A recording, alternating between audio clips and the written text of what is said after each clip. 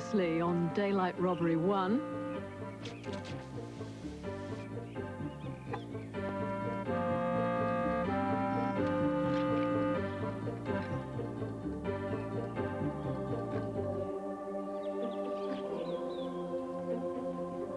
He's back. Your response to the star of our first film, the ultimate bird table burglar, has really left us with no choice. You sent us so much brilliant ammunition for the back garden battle against this little fella that we just had to throw down the gauntlet for a second time. Remember this?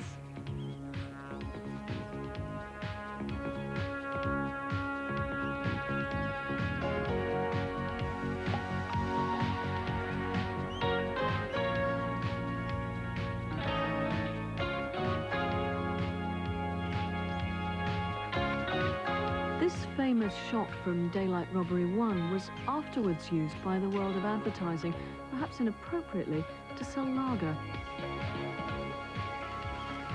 Many people thought that we'd trained the squirrels, but in fact they were wild animals, giving us all a breathtaking demonstration of their own natural behaviour.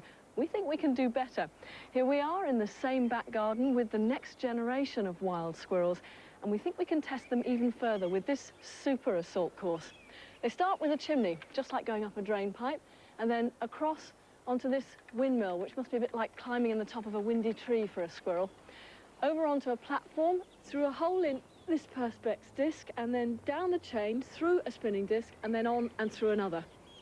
The next stage is a perspex box, inside which there's a revolving door, through that, and then into this canvas tunnel, out of the other end, and then onto this pole, which is covered in spinning rollers. The squirrel has to climb along there, onto a platform at the end, a 6-foot leap to this very large perspex tube, inside which there's a little red rocket, and the squirrel has to sit on the back, shoot all the way down here, and come out of this other end. And then to finish with, a massive 8-foot leap to the ultimate goal for the squirrel, which is the food.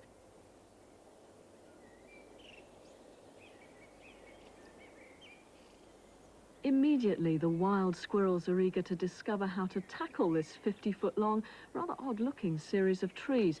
But there's food there somewhere. And squirrels don't just blunder in. They sit and watch and then decide where to start. But learning the whole course will take time. Squirrels everywhere appear cheeky, but they're really just taking advantage of a good opportunity.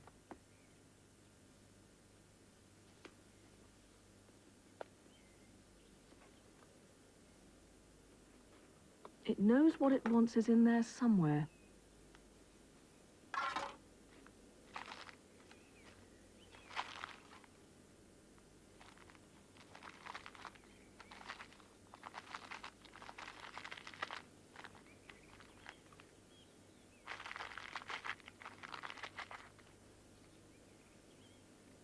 The fact is that grey squirrels are extremely bold, and they seem to fear little. Knock in! Come on then! Come on, beautiful! Come on then! Come on! Whee! For many people, that boldness has benefits. A wild squirrel which comes when you call.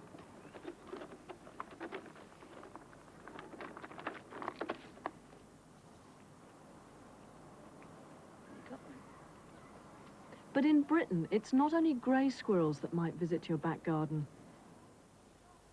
If you're really lucky, it could be one of our native red squirrels raiding your bird feeder. And because they're now so rare, people tend not to mind so much.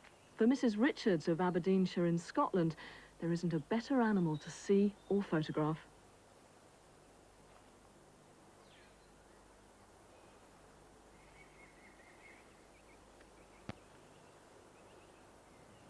"600 miles south in Kent, a grey squirrel is about to do the same thing as the red.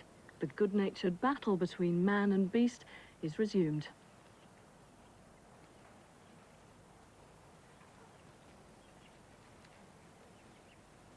For Roy Harvey, seeing a grey squirrel is a delight, but they just keep on destroying his bird feeders.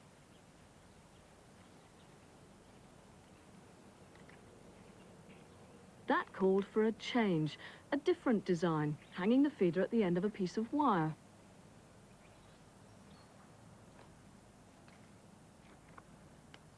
But for the squirrel, it's as easy as dangling from the end of a delicate branch.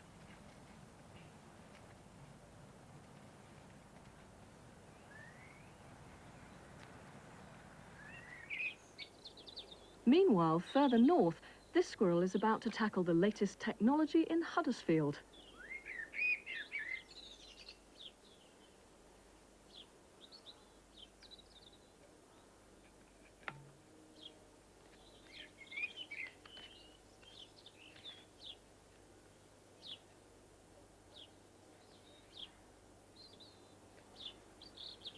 Well, he can't reach it from there.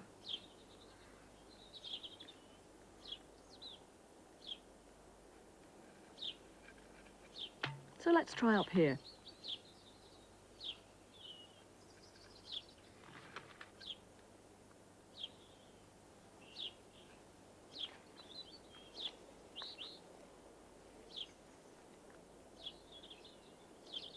An ingenious design, but it didn't quite work.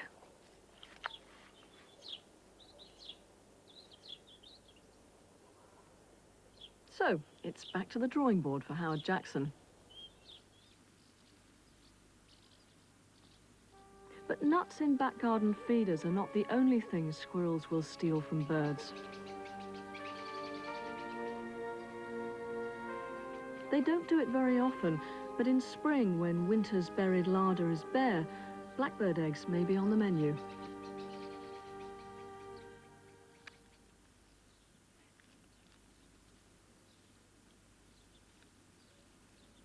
The grey squirrel is just one of a whole tribe of squirrels that share the same blueprint, a body designed to climb, lithe and flexible with strong limbs, long-toed feet and sharp claws for grip, excellent senses of smell, of hearing and of sight, a sharp set of long incisor teeth, the tools of an efficient seed cracker, and of course the inimitable tail for balance. The global variations on this theme are quite breathtaking. This is a Malaysian giant squirrel, which can measure almost 3 feet from the tip of its nose to the end of that long tail.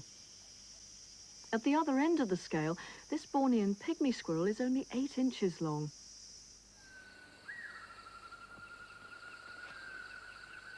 These giant flying squirrels can glide through the canopy for more than 1,000 feet.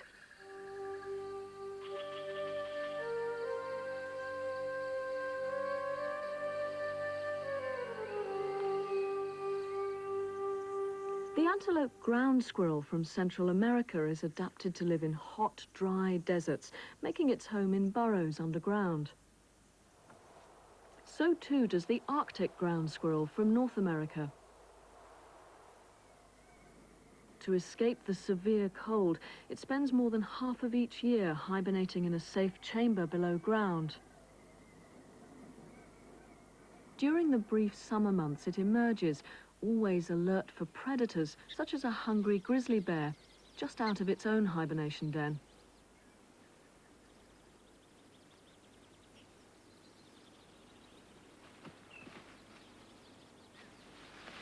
In this case, the squirrel escaped.